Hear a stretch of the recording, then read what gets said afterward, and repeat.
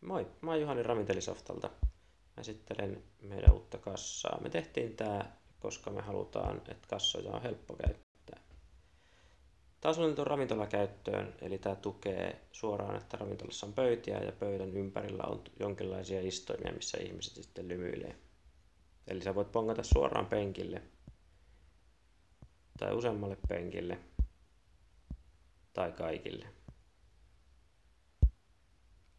Mitä se tarkoittaa on se, että se jakaa sen laskun suoraan oikein kaikkien siinä pöydässä olijoiden kesken. Toinen siisti juttu on se, että tänä päivänä kun tuotteita on niin paljon, niin niitä on oikeasti helppo hallita. Eli tuotteen lisääminen on älyttömän yksinkertaista. Otetaan olut, kuuluu olut-kategoriaan ja olutta myydään isoina, pieninä, half-pintteina, full-pintteina, kaikenlaisena. Ehkä henkilökuntakin hyvänä päivänä saa pari.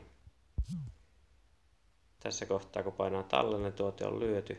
Me ei tallenneta, vaan me mennään suoraan tänne näkymään, missä me otetaan Heineken ja lisätään sinne nappi isolle Heinekenille. Ja nyt se on täällä kassassa näkyvissä, se on täysin käytettävissä, se toimii, se vähentää varastot oikein niin edelleen. Toinen siisti juttu varastoista kun puhutaan on se, että kuormakirjoissa kun tulee tuotteita,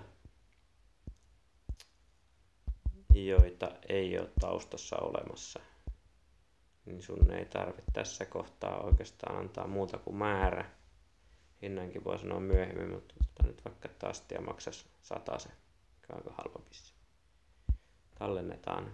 Se menet sinne tuotteisiin, niin se tässä kohtaa kertoo, että sulla on tuolla tommonen olut, jota ei ole linkitetty varastoon, eli sä voit myydä sitä, mutta se ei vähennä. Se ei anna sun tehdä inventaariota loppuun, ennen kuin sä kerrot, että mikä se olut on. Tämä kyseinen olut oli vaikka Biusa.